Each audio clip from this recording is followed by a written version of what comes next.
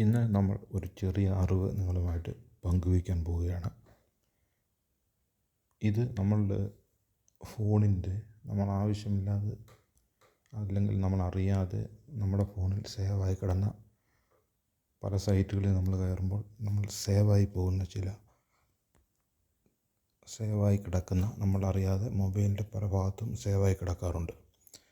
അങ്ങനെയുള്ള അത് നമ്മുടെ ഫോണിൽ മെമ്മറി പോയി നമുക്ക് പ്രശ്നങ്ങളുണ്ടാവാൻ, ഫോൺ ഹാങ് ആവാൻ സാധ്യതയുണ്ട്. അത് പോകാനുള്ള ഒരു വഴി ഞാനിപ്പോൾ കാണിച്ചു തരാം. ആദ്യം നിങ്ങൾ നമ്മുടെ ക്രോമിലേക്ക് പോവുകയാണ്. ക്രോം ബ്രൗസർ ഓപ്പൺ ആക്കുക. ക്രോം ബ്രൗസർ ഓപ്പൺ ആക്കി കഴിഞ്ഞാൽ ഇതിൻ്റെ മുകളിലായി കാണുന്ന ഈ 3 ഡോട്ടിൽ പ്രസ്സാക്കുക. 3 ഡോട്ടിൽ പ്രസ്സാക്കി കഴിഞ്ഞിട്ട് ഇവിടെ നമുക്ക് സെറ്റിംഗ് എന്നൊരു ഓപ്ഷൻ കാണാം. അത് ഓപ്പൺ ആക്കുക. സെറ്റിംഗ് ഓപ്പൺ ആക്കി കഴിഞ്ഞ് കഴിഞ്ഞാൽ അവിടെ നമ്മൾ സ്ക്രോൾ ചെയ്യുമ്പോൾ സൈറ്റ് സെറ്റിംഗ് എന്ന് പറഞ്ഞൊരു ഓപ്ഷനിലേക്ക് എത്തിയിരിക്കുകയാണ്. അത് ഓപ്പൺ ആക്കുക. ഈ സൈറ്റ് സെറ്റിങ്ങിൽ നമ്മൾ പല സമയത്തും കയറിയ പല സൈറ്റുകളുടെയും അഡ്രസ്സുകളും അതിൻ്റെ ഡേറ്റാസും സ്റ്റോറായി കിടപ്പുണ്ടാവും നമ്മളറിയാതെ. അത് ഡിലീറ്റ് ചെയ്ത് കഴിഞ്ഞാൽ അത്രയും സ്പേസ് നമ്മുടെ ഫോണിലേക്ക് കിട്ടുകയും ഫോണിൻ്റെ ഹാങ്ങിങ് അത്രത്തോളം കുറയുകയും ചെയ്യുന്നതാണ്. അതിനുവേണ്ടി നമ്മൾ വീണ്ടും സ്ക്രോൾ ചെയ്ത് താഴേക്ക് കൊണ്ടുപോവുക.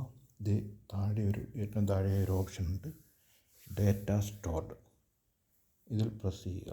ഇതിൽ പ്രസ് ചെയ്യുമ്പോൾ ധാരാളം നമ്മൾ കണ്ട അത്രത്തോളം ഫയലുകൾ ഇതിനകത്ത് കാണുന്നു.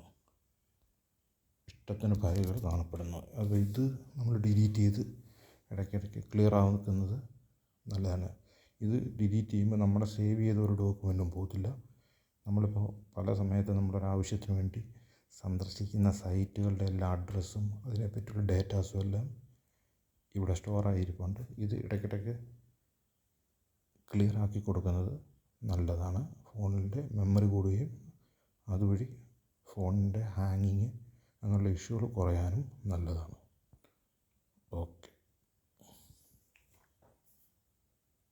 ഇങ്ങനെ ഡിലീറ്റ് ആക്കുക.